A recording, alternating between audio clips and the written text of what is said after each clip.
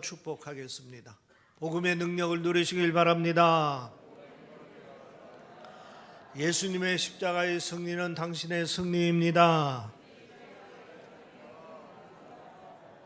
하나님은 당신을 사랑하십니다. 부모님에게 효도를 다합시다.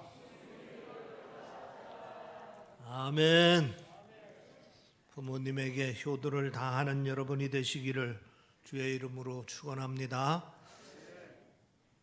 키퍼스 코리아라는 상호명이 있습니다. 가장 최근에 등장한 우리 사회의 낯선 직업 중에 하나입니다. 노인들 고독사가 늘면서 고인의 집과 유품을 정리해주는 유품 정리 업체입니다. 유족들이 의뢰를 하면은 직원들이 현장에 찾아가 견적을 봅니다. 필요 없는 물건을 처리하고 보관 가치가 있는 물건들만 골라서 유족들에게 배송을 하는 것입니다.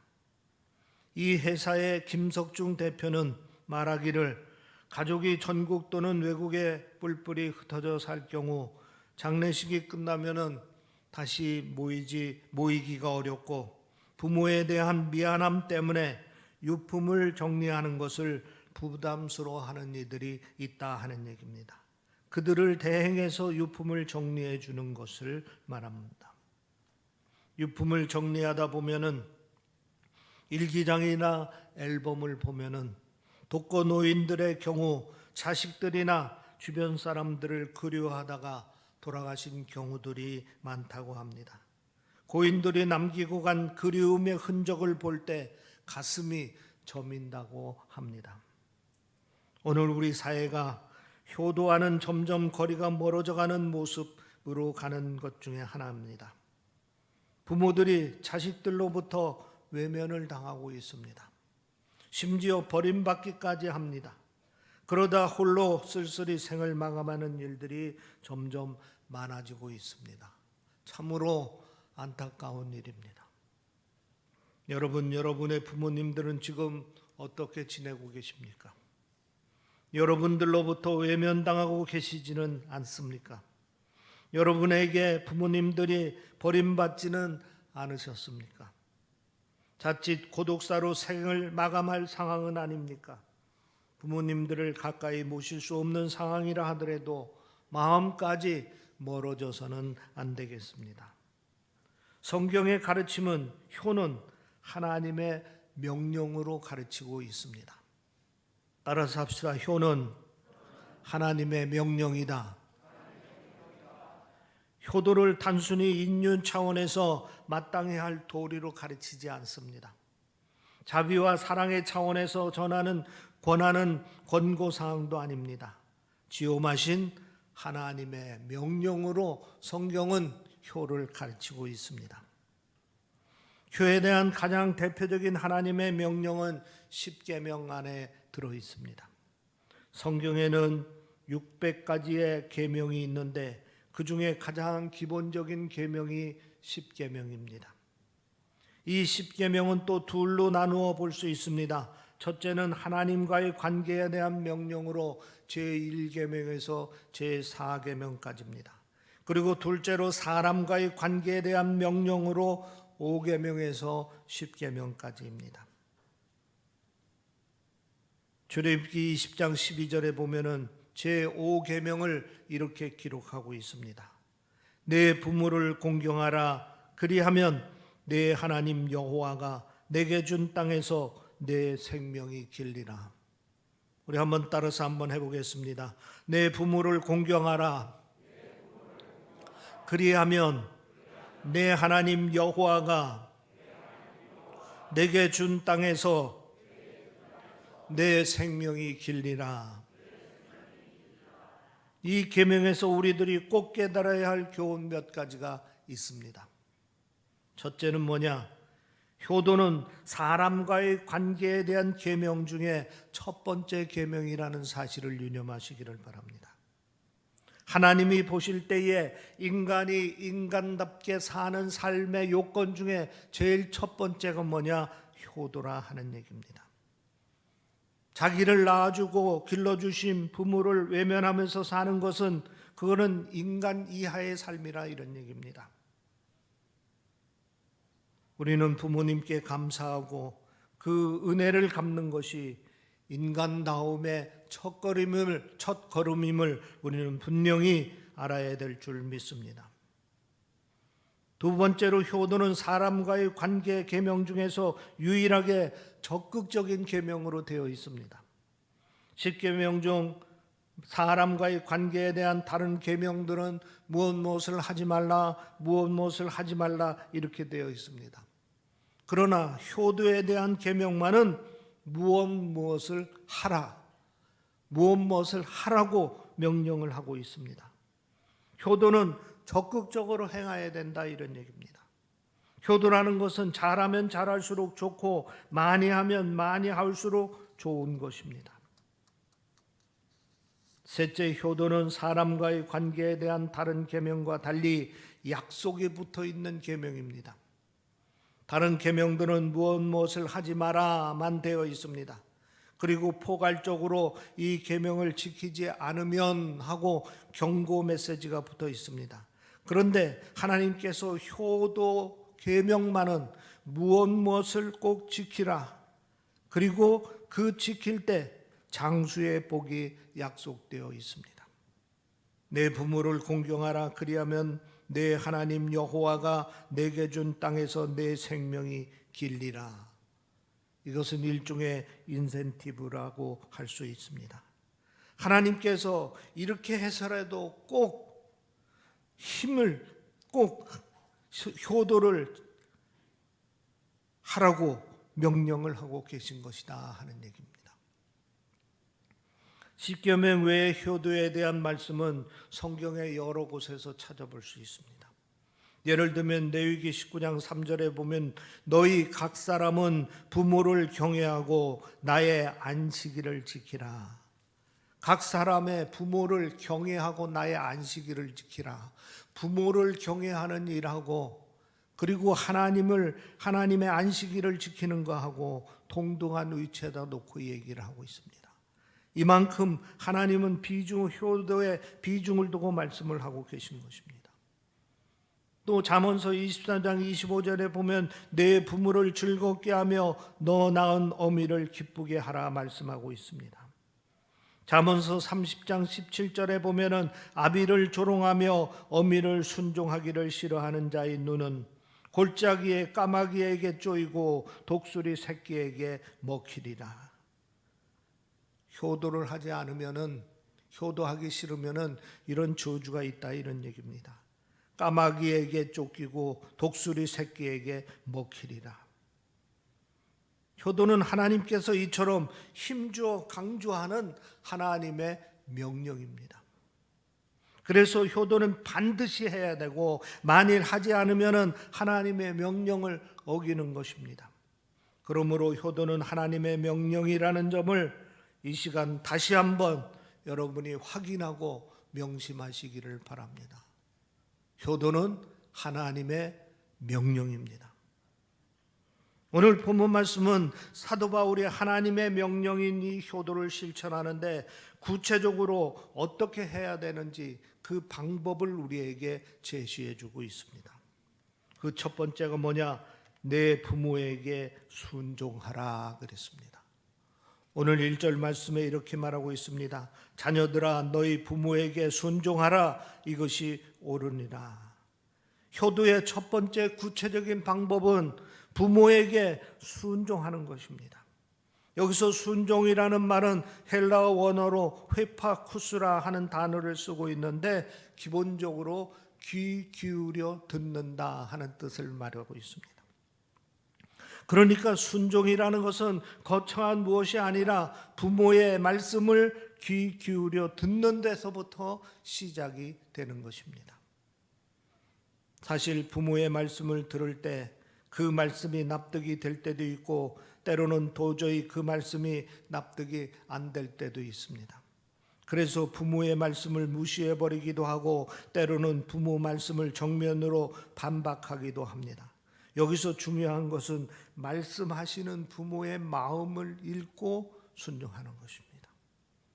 납득할 만한 때는 별 문제가 없습니다. 그러나 납득하기 힘들 때든지 왜 그렇게 말씀하시는지 그 말을 이해하려고 노력해야 된다, 이런 얘기입니다. 그리고 부모를 믿고 그 말씀을 따를 필요가 있습니다.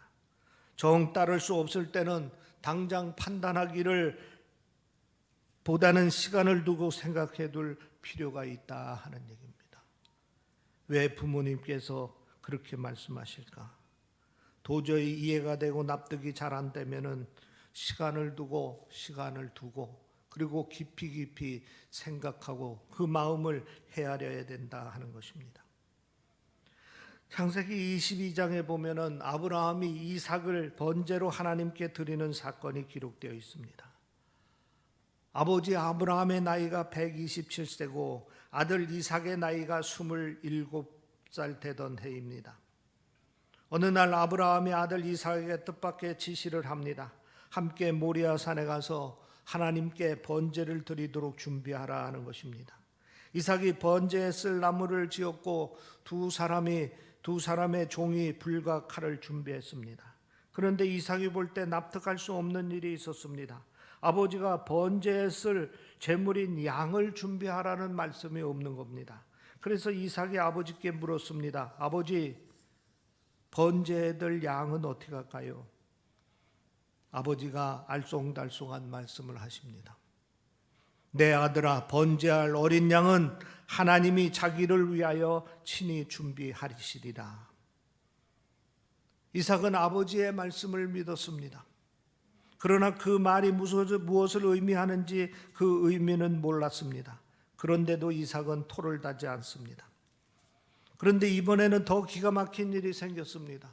모리아 산에서 아버지가 번제단을 다 준비하고 나서 갑자기 아무런 말씀도 없이 자기를 결박하려고 하는 겁니다.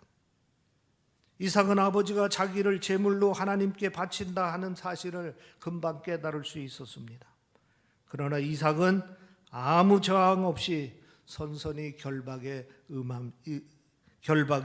응합니다. 지금 자기는 27살 피 끓는 청년입니다. 이에 비해 아버지는 127세의 힘없는 노인입니다. 자기가 살려고 한다면 얼마든지 아버지를 뿌리칠 수 있습니다. 그러나 이삭은 묵묵히 아버지의 뜻을 따랐습니다. 아버지를 믿었기 때문입니다. 이것이 바로 순종입니다. 부모님의 말씀에 귀를 기울이는 자세인 것입니다.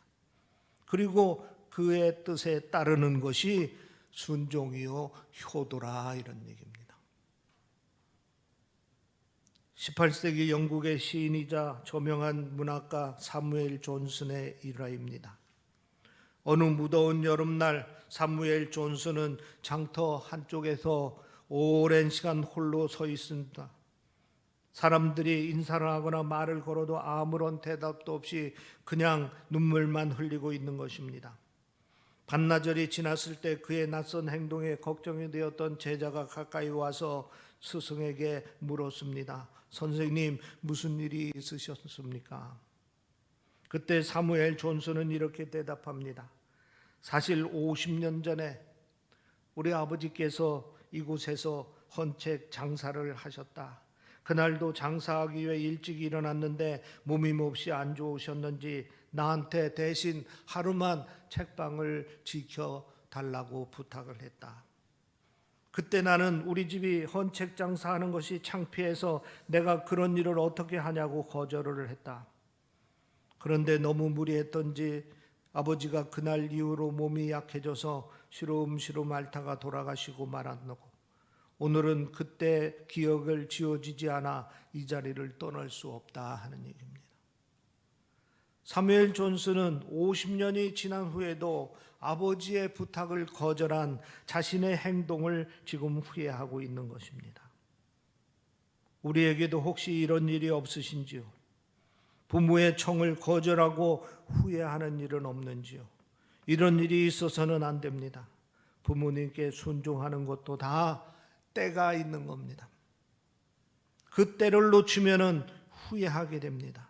부모의 마음을 아프게 해드리는 일은 결단코 후회하게 된다는 사실인 것입니다. 여러분, 부모님께 순종하시기 바랍니다. 부모님의 마음을 헤아리고 부모의 뜻에 따라 순종하시기를 바랍니다. 때에 따라서는 내가 이해할 수 없는 부모의 행동이라 하더라도 우리는 순종하는 마음으로 따르는 것이 효도인 것입니다.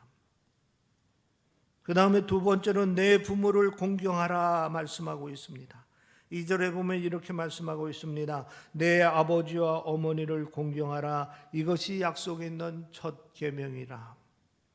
효도란 구체적으로 부모를 공경하는 겁니다. 여기서 공경이라는 말은 원어로 티마라 하는 단어를 쓰고 있는데 이 말은 구약의 히브리어 카베드라 하는 말을 번역한 말입니다. 이 카베드라 하는 말은 원래가 무겁다라는 뜻입니다. 그러니까 공경이라는 말의 원뜻은 정중하게 여긴다, 존중한다 하는 뜻이 있는 것입니다. 부모를 공경한다는 것은 우선 부모를 존중히 여기는 데서부터 시작되는 것입니다. 작가 조연경 씨가 쓴 효도별곡이라는 책에 이런 이야기가 있었습니다. 서울에서 만두집을 경영하며 살아가는 젊은 부부가 있습니다. 어느 날 부부는 이상한 사실을 알게 되었습니다. 매주 수요일 오후 3시만 되면은 어김없이 할아버지와 할머니가 만두집을 찾아온 겁니다. 그런데 할아버지 할머니는 늘 따로 오십니다. 그리고 만두를 시켜놓고 마치 연애하는 사람처럼 애틋하게 서로 먹여주는 겁니다. 그래서 만두집 주인은 할아버지 할머니가 아마도 젊은 시절의 첫사랑을 이루지 못했다가 인생 말년에 그 사랑을 잊지 못해 일주일에 한 번씩 만나는 줄 알았습니다. 그러던 어느 수요일 날 그날따라 할머니의 안색이 영 좋지를 않아 보였습니다. 할아버지가 만두 하나를 집어 할머니에게 권하지만 할머니는 힘없이 고개를 저으며 드시지를 않았습니다. 그리고 그날따라 할머니는 자주 눈물을 닦으며 어깨를 들먹이곤 했습니다. 한참 뒤에 일어나 만두값을 치른 할아버지는 그날만큼은 할머니 어깨를 감싸 안으며 아는 채 만두집을 나섰습니다. 그런데 그날 이후로 할아버지 할머니는 이 만두집에 나타나지는 않습니다. 그로부터 2달이 지난 어느 수요일 오후 3시에 할아버지가 문을 열고 만두집 안으로 들어섰습니다. 만두집 부부는 반가워했습니다. 그러나 할아버지의 얼굴은 예전처럼 행복해 보이지 않았고 뭐든지 모르게 몹시 초췌해 보였고 진심으로 반가워하는 부부를 향해 웃는 할아버지의 웃음이 울음보다도 더 슬퍼 보였습니다. 만두집 여자가 물었습니다. 할머니도 곧 오시지요? 할아버지는 고개를 가로로 저었습니다.